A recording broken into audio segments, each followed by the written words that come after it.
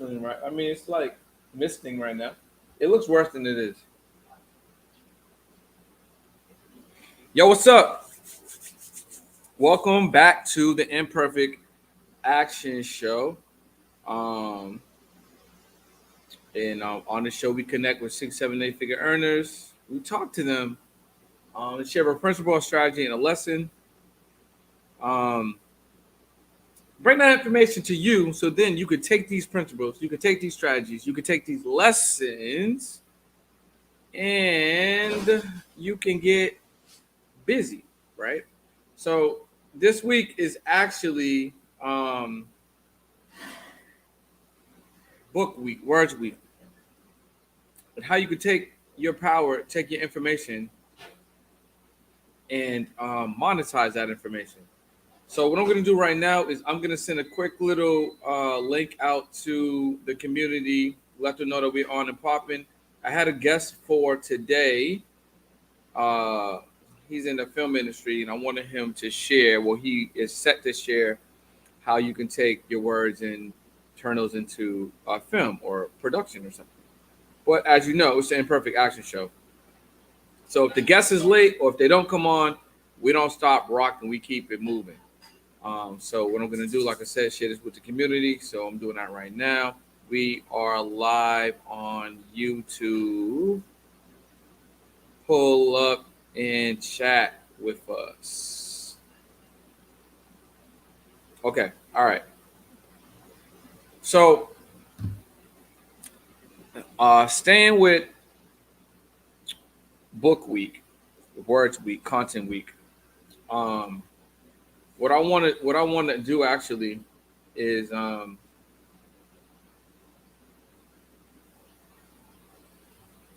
want to share how, like last night I was on live and I kind of shared how you can um, take your words, take your story, take your experiences, and monetize those experiences, and turn that into revenue, right? Turning your story into revenue, turning your words into power. And we had Kyle S. King come on, and he broke down like really beautifully how you could do that. And I found it like there's definitely like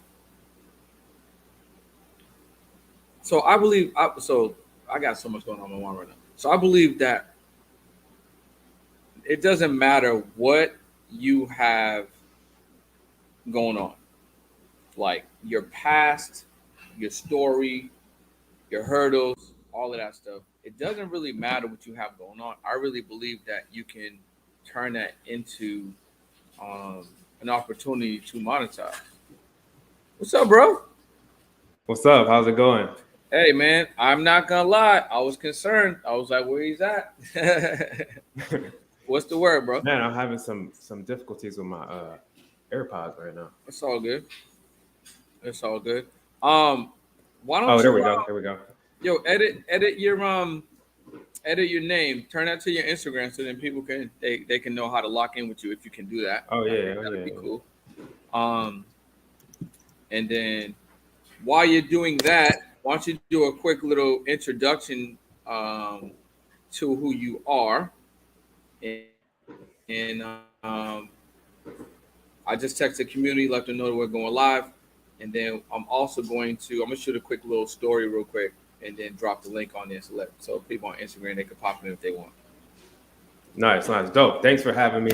I'm Brandon Morrison. I am B More on Instagram, Twitter, whatever else you're on.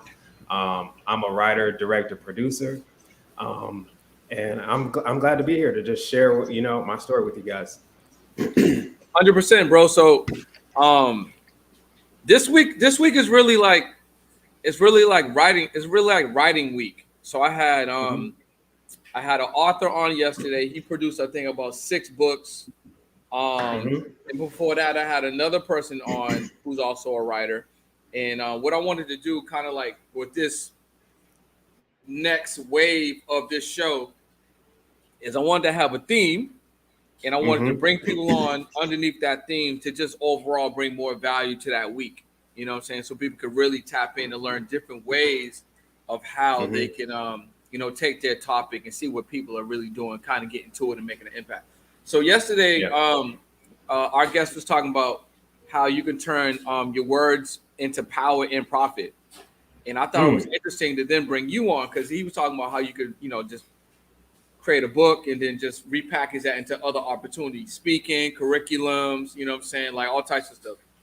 Yeah. Um, so with you, I Um, want you to come on and kind of talk about, how you can also use those words in film, entertainment, create content series, films, stuff like that. So I yeah. would love to, hear a little bit about, your journey and then share that journey with the people. Yeah, I'll just talk a little bit about my story, and how I got to, where I'm at right now as a Yeah, filmmaker. that'd be Um, great. but I would say, so I'm from Detroit. Um, so I always had a love for filmmaking. So I went to school, went to college, and I'm like, okay, let me study TV and film production. I studied TV and film production. Graduate from Western Michigan University. Shout out to the Broncos. Um, and from there, I just began. I was making films all throughout, my college experience, just kind of making comedies with my friends when YouTube first became a thing, and just making short films, student films, entering into different film festivals, and then just kind of develop my skills for it, my passion for it. Start doing really well in film festivals. And then that was my cue. I was like, okay, if I want to really take this to the next level, I'm going to move to Los Angeles, and really pursue this filmmaking thing. So fast forward, a whole bunch of other things that happen in life. But yeah, in Los Angeles, um, since we're talking about kind of using your words to create profit, right?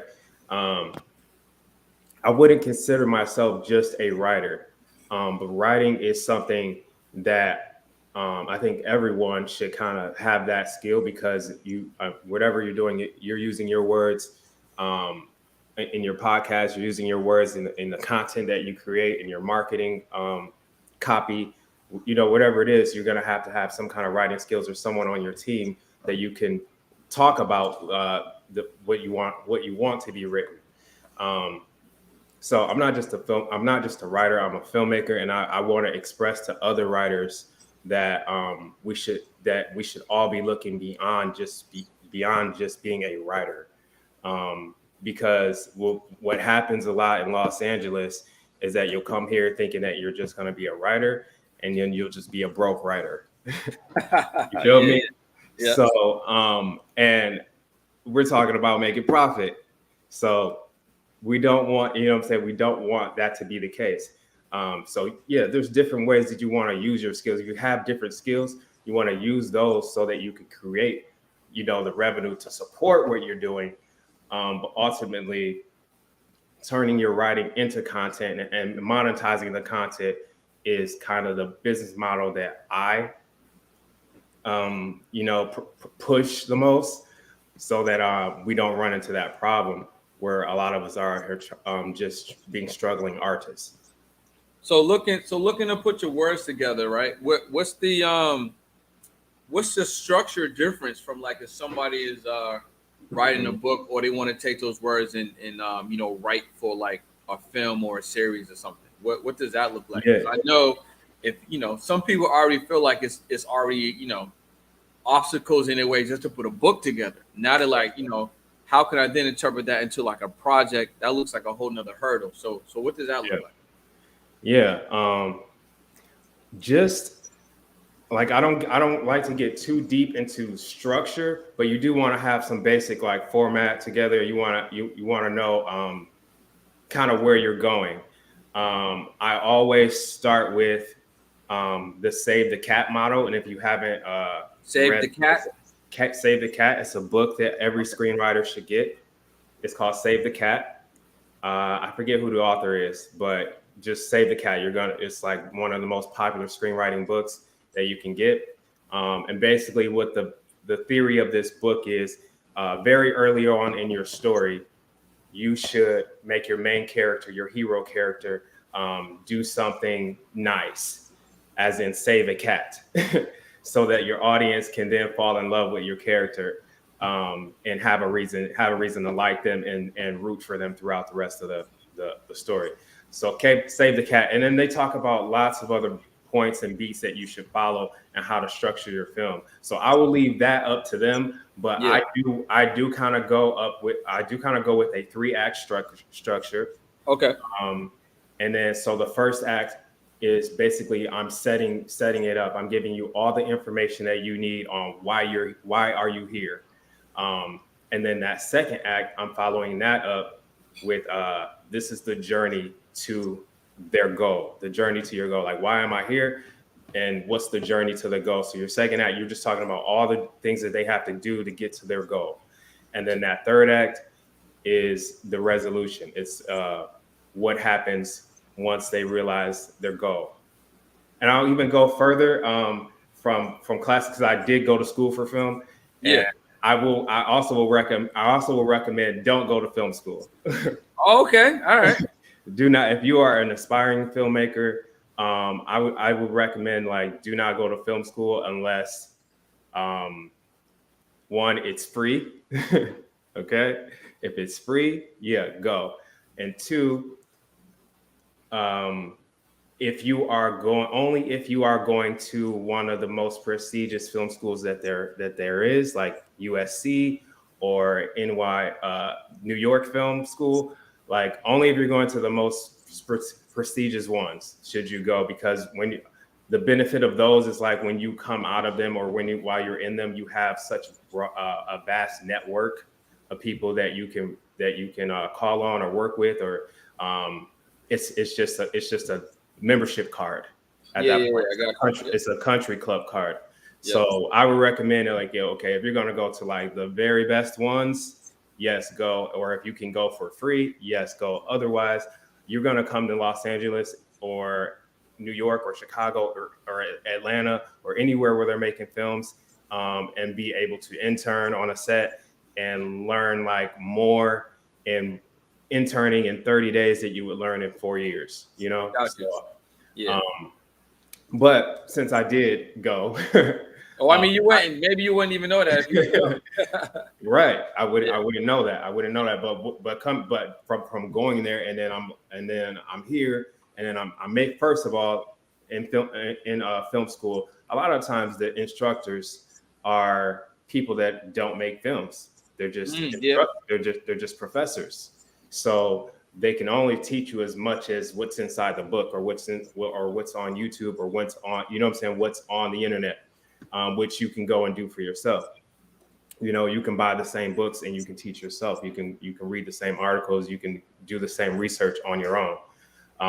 So that's kind of one of my gripes with it, is a lot of the professors are not filmmakers. They're just professors. They don't make films, so they can't articulate, they can't deliver the same information that someone who's actually in the field doing the work can.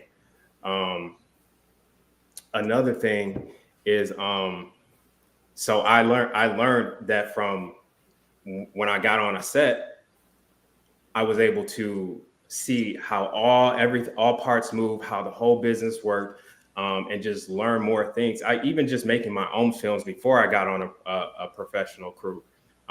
You're just able to learn more by doing it, and you're able to learn more by watching other people do it. So that's why I wouldn't recommend film school. But since I did go, this is kind of like how I built my stories out, by asking questions.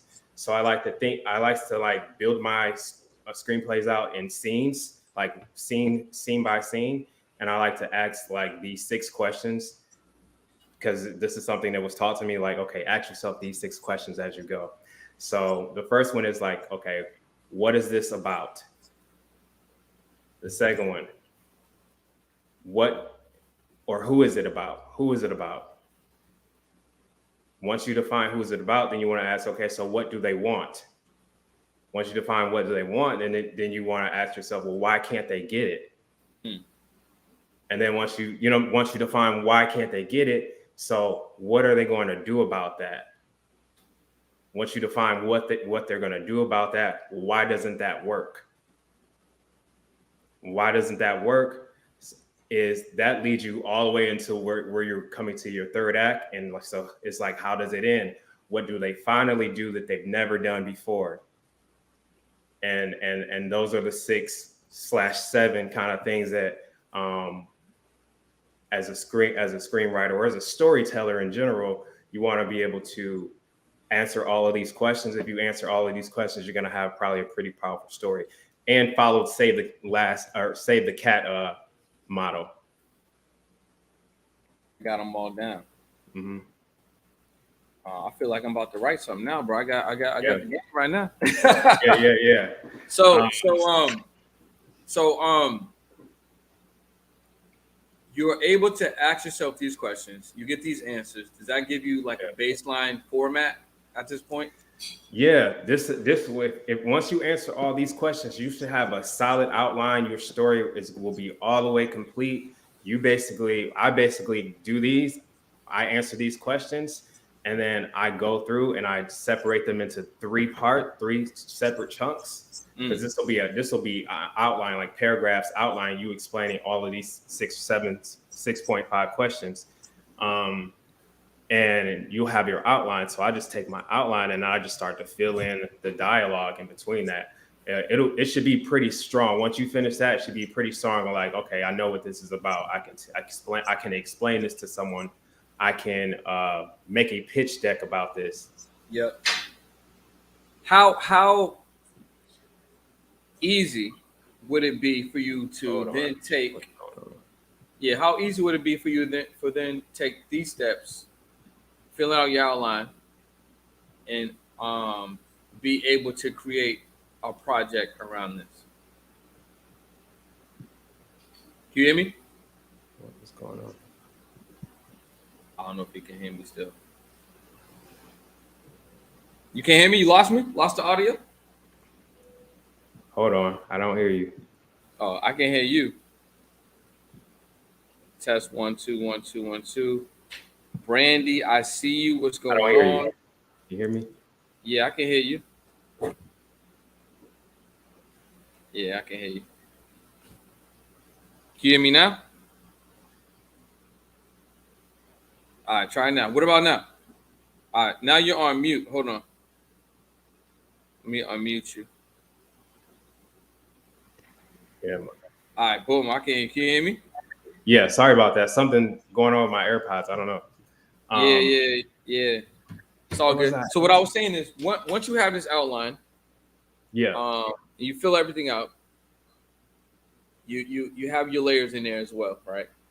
Mm-hmm. How easy would it be for you to then take this outline and then create a project around that? Like, what are the basic components that you need? Like, if you're gonna bootstrap this situation, and maybe you do need a little bit of money, like how easy would it be for you to put something like this together, and like, what are we looking at? Yeah, I mean, so now we're going into like, okay, you're transitioning from art to business. And this was why I was saying, like, I recommend like screenwriter, especially if you're a director. One, write your own scripts, because no one's gonna just give you a script to direct. Like you're gonna have to pay for one, or unless you partner with someone who's a great scriptwriter. But ultimately, you need to have your own content to produce. And while you're doing that, you want to be thinking about the things that are gonna cost, the costs that are going to be associated with this if you want to produce it yourself, if you want to create it yourself. And a lot of artists do not think about these things. We just kind of start creating, and we don't think about, okay, what is the business side of this? And so that's why I'm a huge proponent for like the business side, because we're in the film business, and a lot of us just focus on the film and not the business. And that's a common theme with a lot of artists in particular. Like the creatives like to focus on the creative. We like to focus on the art, and we forget that like this is also a business. And a lot of people are like, well, I don't want to focus on the business. I just want to make my art because it's beautiful. I just want to paint, or I just want to write, or I just want to direct. But you will be, you will not make money. That's awesome. Yeah. But we're here for, everyone's not here for the same thing, but what we're here for is to monetize these things.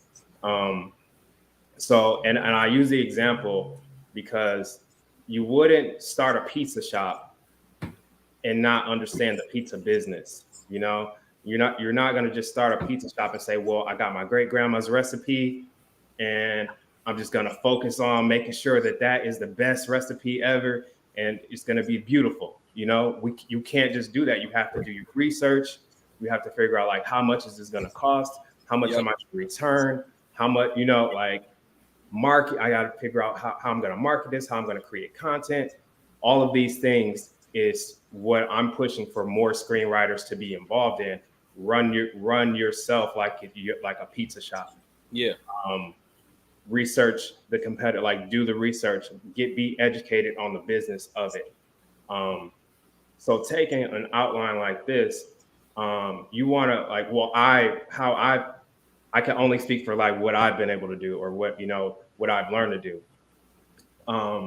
But I want to put it into different categories of like this. I feel like is bigger than what I can produce right now. So I'll either put it in that box or I put it in a box where say, okay, this is feasible. Like I can use the resources that I have. And as with any business, when you're starting up, you want to use the resources that you have to kind of finance getting it going, whether that be reaching out to your friends and family, doing a fundraising event, using other skills that you have to monetize your other skills that you have so that you can bring in some extra income to produce the screenplay that you just wrote.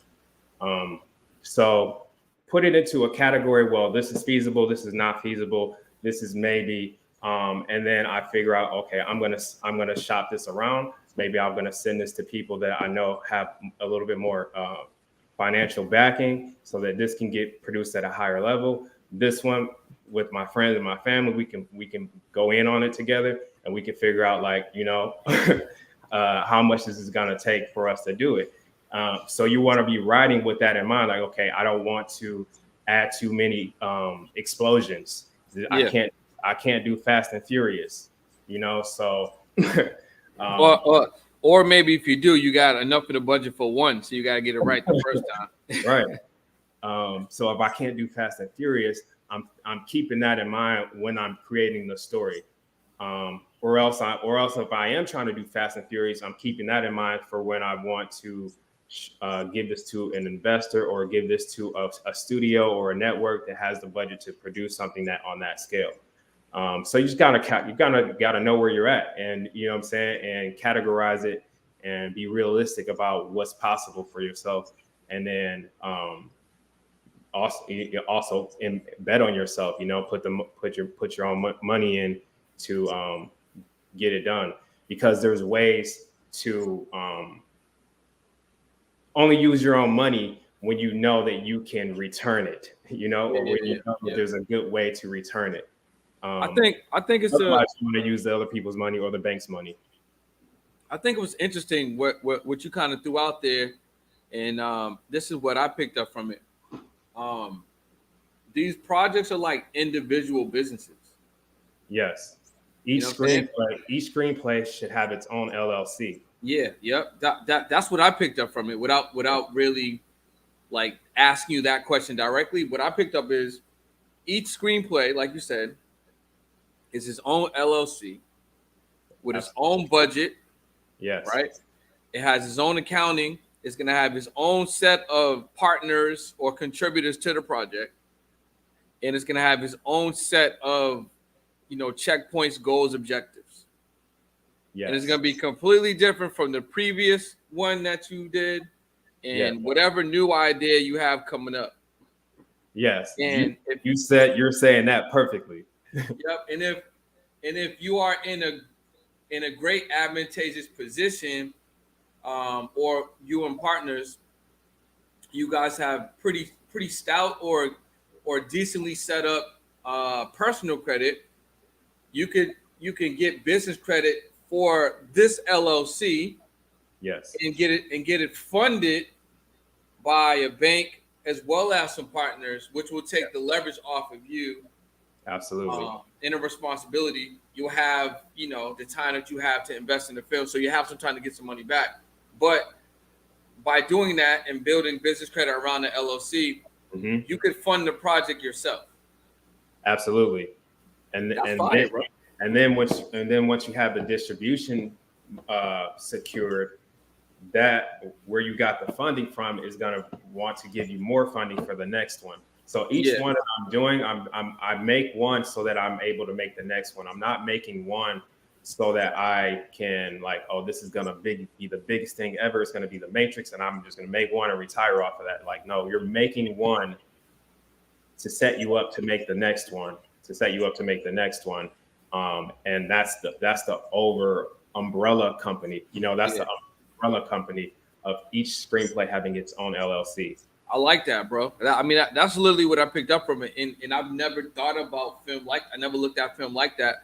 But me being an entrepreneur, a marketer, like just someone that kind of like reverse engineers, I can see that way more clear than I've ever looked at like a project before. So we got a question from Brandy. She's asking for someone who has never, I guess been to film school or created a film. What are all the things that must be considered within a budget for a film or movie? Oh yeah, yeah, that's a great question. Never going to film, like I was saying before, don't like stress it out if you have never gone to film. There's so many So resources. film school isn't as important Right. unless you're going to something Yeah. that has a brand connected to it. Right. Film school. Don't worry about it. But some of the That's things like you, that's like going to business school and your professor never started a business, or him or her only have film businesses. or you can take a course right here on, you know what I'm saying? You can take someone's course right here on YouTube and get the same information. Mm-hmm. So there's so many courses for business. There's so many courses for film already on the internet. Like you can find the resources, things that you want to budget for. Like immediately, I'm looking when I'm reading the script or writing the script. I'm looking at locations. What are the locations? I try to keep them to. If I'm going to produce it myself, I'm going to say, okay, who do I know? Where can I get a favor from? I got a friend who owns a bar. We can shoot a scene there. Okay, that's in the movie because I know I can get my friend's bar, something like that. So I'm looking at locations. I'm looking at special effects. These are things that just like kind of eat into the budget quickly. Um, the amount of characters, um, but yeah, locations is really is one of the biggest things that eat it up. Of course, you're in food. If you're shooting a movie, the people that are involved in the movie, you're responsible for feeding them, and that kind of eats into your budget pretty quick.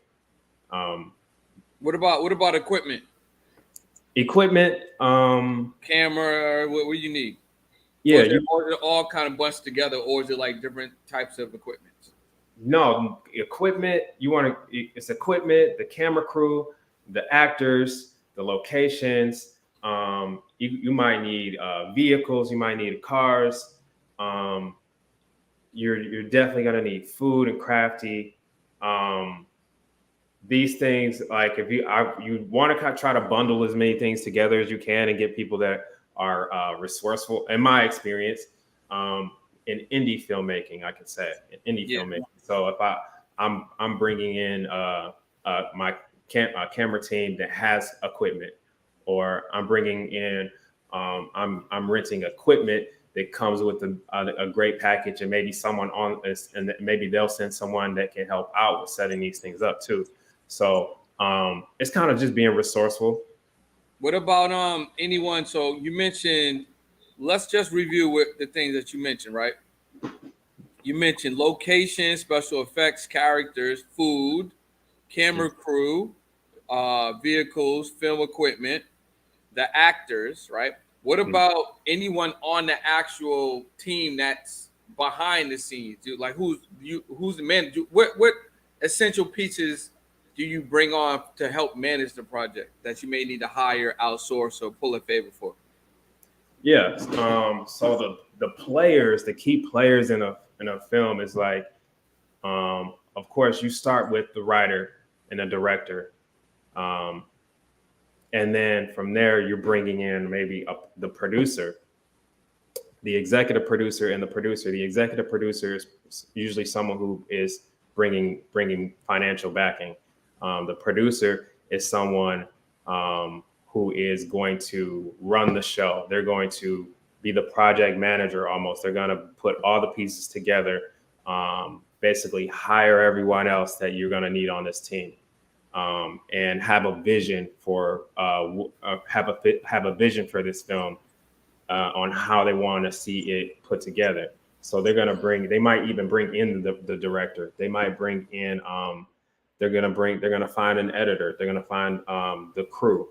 So you're gonna need a production manager, which is someone who's like in the business world will be like a project manager.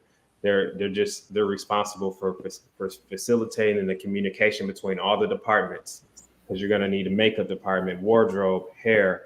You're going to need someone who's a script supervisor, who's making sure that the continuity in the film is kept, and you don't see someone have a hat on and then they come back in the scene and they don't have a hat on, and then yeah, and this crew can get as big as you need it to get, depending on like how big your budget is. So if your budget is really small, you want to just keep the crew kind of tight, and have your shooter, you know what I'm saying, and whatever small crew that he needs, and then whatever the production team needs to manage all of the moving parts from every different department. So we got a question. Actually, I was really good. I threw them all on the in the chat for you guys.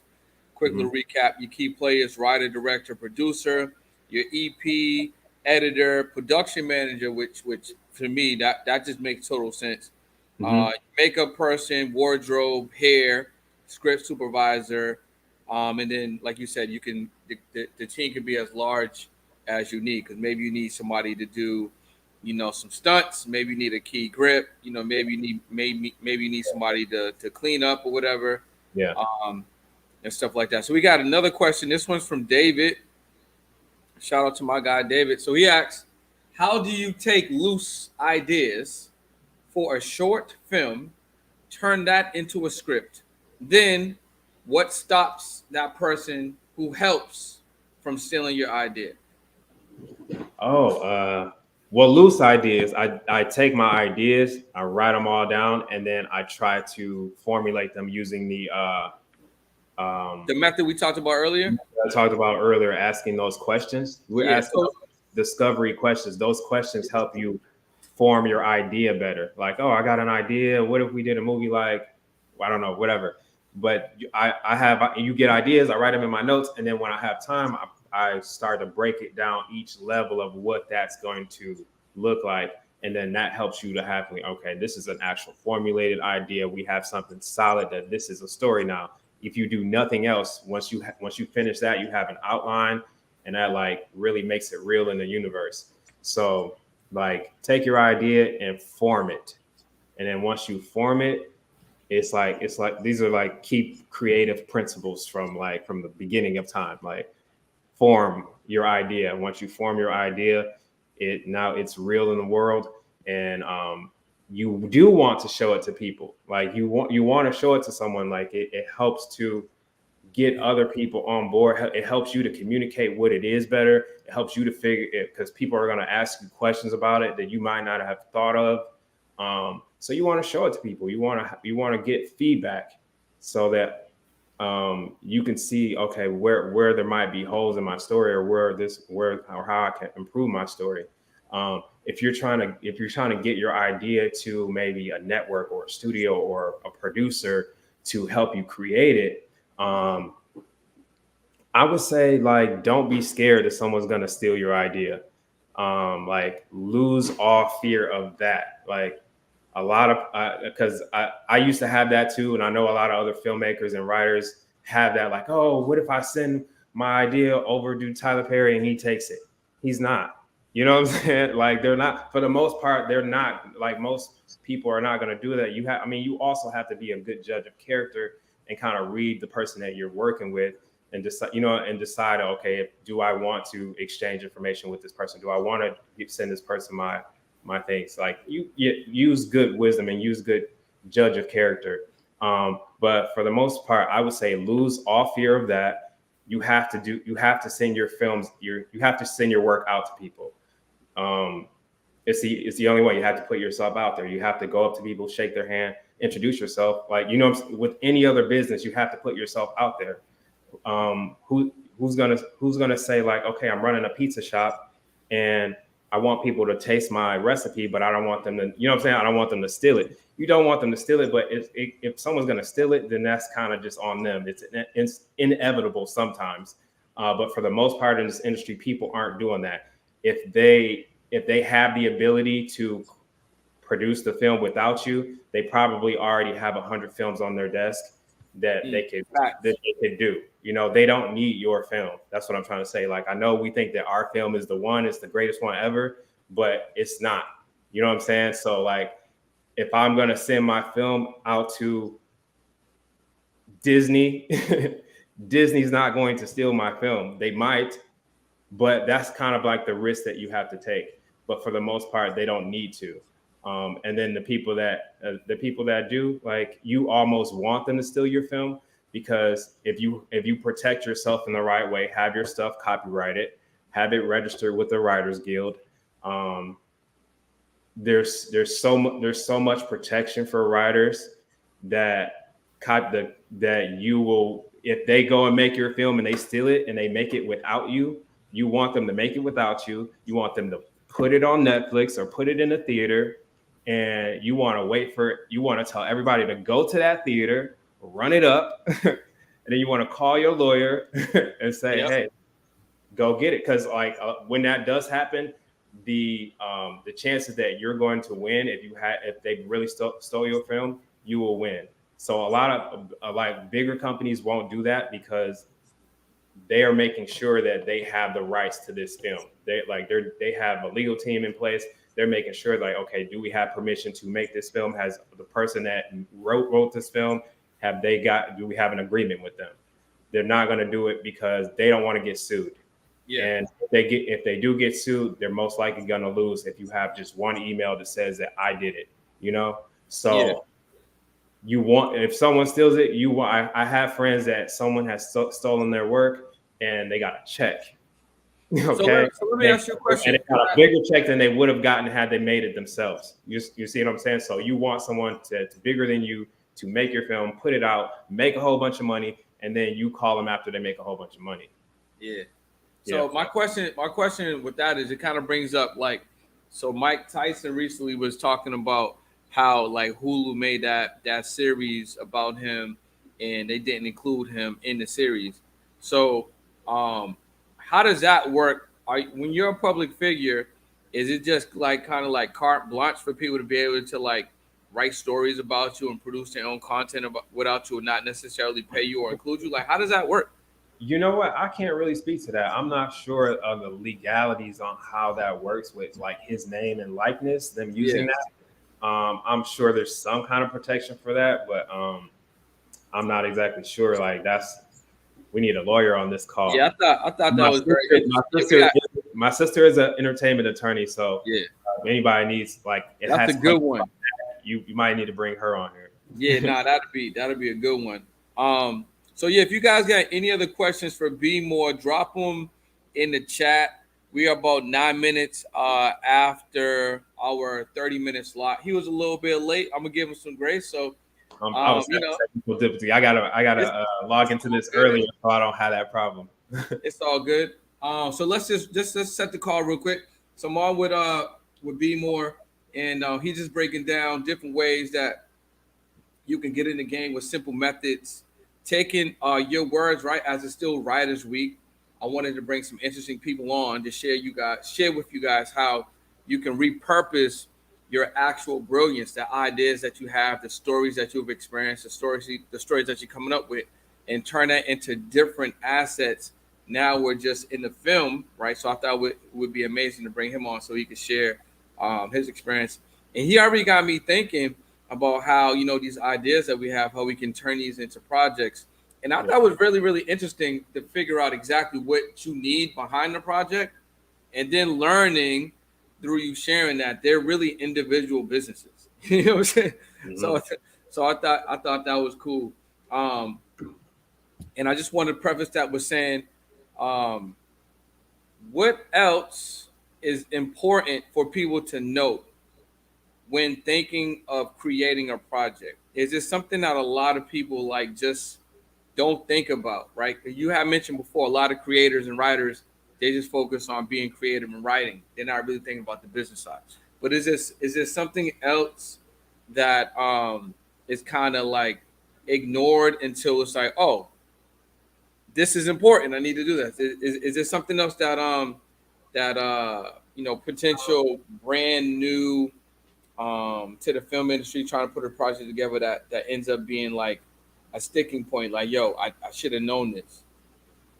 Not that what I should have known, but I just kind of want to reiterate where we, what we've been saying is like treat it like a business. Um, Mm. I wish that I could go back and turn everything that I created into an LLC somehow, or put it under an LLC somehow, because um, also remember that there's so many outlets, there's so many ways that you can monetize this. Like there's YouTube, there's gazillion streaming platforms. Like these platforms are giving out money. These platforms are monetizing these streams. So like don't think that you have to get on in theaters, or that you have to be on Netflix, because those are like I think that's a big misconception, or a big thing that people should be like, okay, if I'm not on Netflix or Hulu, then they think that that's where they have to go, or that's not it, or you're not doing it, or that's not it. Hmm. But now, like, we live in an age where there's so many different ways where you can monetize it. Like different platforms will offer you money for your content. Like content is king right now. You can monetize it so many different ways on so many different platforms. So just don't limit it to just the big three. Like like keep all of your options open. All right, man. So let the people know where they can find you, tap in with you, maybe ask you some additional questions if they didn't get the opportunity to do it now, or if they're watching the replay, they can definitely go right to where you are to tap in. Yeah, the best way to really tap in with me is to email me. That way I can send you links to any opportunities that I have coming up, um, and give you access to whatever that I have in my network. So you can email me at Is it info@bemorecreative.media. is it BEMOR Can I creative? type that in here somewhere? Where can I? Yeah, you see the chat because I can tap here too. If you know, if you Info yep, info at yep, BEMORE yep, creative yep, creative yep. dot media. Okay, got you. Info at bemorecreative.media. Email me there, or tap in with me on Instagram at I am bmore. So we just dropped the email right there, and Instagram is I am be more right there on the screen as well. And then before we head out, what current projects are you working on, and what's coming up? Right now, well, we just finished like doing huge marketing push for Hope Street Holiday, which is a Christmas film that I wrote and directed and produced. And right now, that you can find that on Amazon and Apple TV. So go ahead and check that out and stream that. Um, Hope Street Holiday. Hope Street Holiday on Amazon and Apple TV right now. I know. New Year's and Christmas and December is over, but if you're still looking for one more holiday film, go ahead and check that out. And then my other film, Another Love Story, is also on Amazon and Apple TV right now. So go ahead and stream that, and it's on a bunch of other platforms as well. So I wanted just to reiterate, like, don't get trapped into just being on one platform, or looking for those big three platforms. Um, there's so many. So Another Love Story. And then I'm writing all the time. I have probably 5 screenplays that are complete right now, and another 5 that I'm working on. So my goal is to get 2 or 3 of those done this year. Word. So maybe we can co write, produce, and direct my reality show. You know what I'm Let's do it. Let's work. saying? Tapped in with you. Like I I'm love saying, I love your content. I learn a lot from watching it, and your audience really appreciate the value that you bring to this community. yeah, I'm man. I'm I definitely, appreciate you too. I'm in Los Angeles, so I'm definitely gonna Yeah. tap in with you. Like we're gonna talk more. So what I wanted to share real quick is that for everyone that's watching live and for those that are watching the replay, I'm here to show you how powerful podcasting is. So one of my biggest things is to really pay attention to what's happening in real time. So let me just give you guys an example. Obviously, we have Brandon on here, right? And he's giving a lot of game on how you can take your ideas. Again, it's Writers Week. How you can take your idea, turn that into a project, and then how you can actually put the project together. What key components do you need, right? So already, game, right? You can take this information and run with it if you're an action taker. Quickly shout out to my action takers community. There's a link below. Text 213-410-4920 to join the community. But if you're really, really paying attention, if you're someone like me, what's going on here? We got a virtual podcast. We got a guest on the show. Mm-hmm. We're building a relationship in real time. Now we're able to follow up on this relationship and have other things working, right? B may have something that I could take advantage of. I may have something that he may want to be a part of. Maybe we're planting a seed right now for the future. But this stage that we're sharing creates leverage and builds a relationship. So the first seed that we're actually sowing, well, actually the second seed I would say, is actually getting on this platform. So all you guys that are watching in real time and everyone that is watching the replay, this is why podcasting is so powerful, because you can intentionally choose who you may want to share a platform with. And a lot of people that would say no to you or not respond to you in a DM or email, if you leveraged a podcast, Yes. even a virtual one, like this is virtual. I'm in my space, he's in his space. They will come on, which gives you a leg up on building that relationship. It's really a cheat code to relationship developing and collaboration. So I wanted to just extend that because obviously you're getting all the game that B's dropping, but I don't want you guys to miss the gems that's literally dangling right in front of you. And this is why I always teach why leveraging your platform and highlighting others is so important for you to springboard yourself forward in whatever industry or category you're in, right? I mean, what did B say earlier? Listen, my sister's a what Yeah, was this, right? my sister is an Exactly. entertainment lawyer. Exactly. So now what, right? He can introduce me to her sister. She could come on the show. She could drop more gems with you guys on how to extend the information that he shared here, or how to answer some questions that he didn't have the answer to because that's not his focus, right?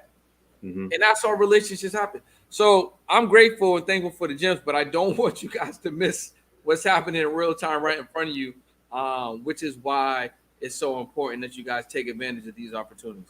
So, bro, I really appreciate you coming on the show and share some time with us. We definitely need to run an IG live, and obviously you're in LA, so we'll connect. And then I got a live event at the end of the month, so hopefully you have time. You're in town, you can pull up to that.